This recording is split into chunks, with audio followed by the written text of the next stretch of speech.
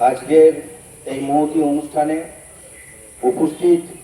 আমাদের মধ্যে উপস্থিত আছেন আমাদের সম্মানীয় এক্স এমপি এস আলওয়ালিয়াজি।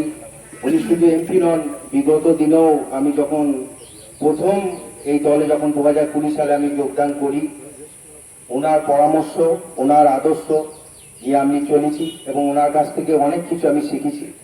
উপস্থিত আছেন আমাদের মধ্যে আমাদের বর্ধমান সাংগঠনিক জেলা সাধারণ সম্পাদক বিমান রায়, উপস্থিত আছেন এই মণ্ডলের সভাপতি পলাশ মণ্ডল, বর্ধমান জেলার প্রাক্তন সাধারণ সম্পাদক বিশ্বজিৎ পোদ্দার, প্রাক্তন যুব সভাপতি প্রদীপ মণ্ডল সহ আরম্ভ করে সম্মানিত মঞ্চ এবং আমার সামনে উপস্থিত এলাকার সকল সম্প্রীতিপ্রেমী মানুষ, সকলকে আমি নতমস্তকে আমার আন্তরিক শ্রদ্ধা, সম্মান এবং প্রণাম জানাই।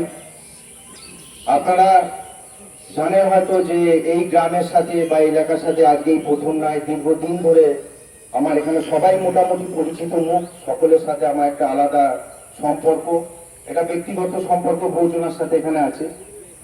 তো আপনাদেরকে আমি একটা কথা বলবো যে বিগত দিনে যেভাবে আপনাদেরকে মিথ্যা প্ররোচনা, মিথ্যা ভয় ভীতি দেখিয়ে রেখেছিল যে বিজেপি মানে মুসলিম বিরোধী, আমরা বলতে চাই বিজেপি মানে মুসলিম বিরোধী নয়, বিজেপি মানে মানুষের সাথে, মানুষের স্বার্থে।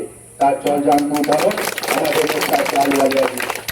উনি যে কর্মকাণ্ডে এখানে যুক্ত হয়েছিলেন বিগত 5 বছর যখন এমপি ছিলেন, আমাদের অনুরোধে শুধু এখানে না বহু জায়গায়, তখন আমাদের এমএলএ ছিল না, আমরা ওনার মাধ্যম দিয়ে অনেক কাজ আমরা পেয়েছি।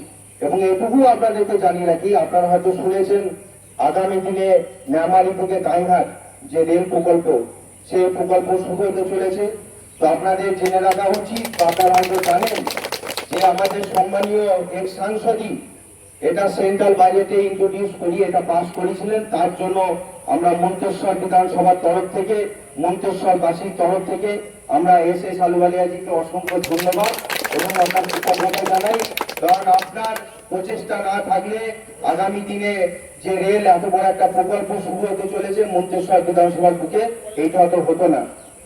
তো আমি অনুরোধ করব আপনারা সকলে এলাকায় এলাকায়, নিজের নিজের গ্রামে এলাকায় সম্প্রীতি বজায় রাখুন, শান্তি শৃঙ্খলা বজায় রাখবেন।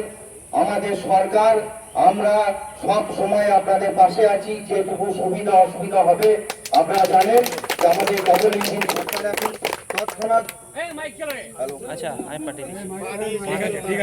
ঠিক আছে, আমরা যে কোনো সমস্যা নিয়ে আপনারা আসবেন, আমরা আপনাদের পরিষেবা দেওয়ার জন্য প্রতিবদ্ধ। আমরা বলেছিলাম যে আমাদেরকে আগামী 5 বছর আপনাদের পরিষেবা দেওয়ার আপনারা সুযোগ দিন, আমরা পরিষেবা দেওয়ার জন্য সবসময় 24 ঘন্টা আপনাদের জন্য আমরা হাজির আছি। যে কোনো সুবিধা অসুবিধায় আমাদের কাছে আসবেন, আমাদের সরকারের কাছে আসবেন, আমাদের সরকার আপনাদের পাশে আছে। এটুকু বলে আমি আমার বক্তব্য শেষ করব। সকলে ভালো থাকবেন, সুস্থ থাকবেন। উপস্থিত সকলের আমি শ্রীবৃদ্ধি কামনা করি। ধন্যবাদ।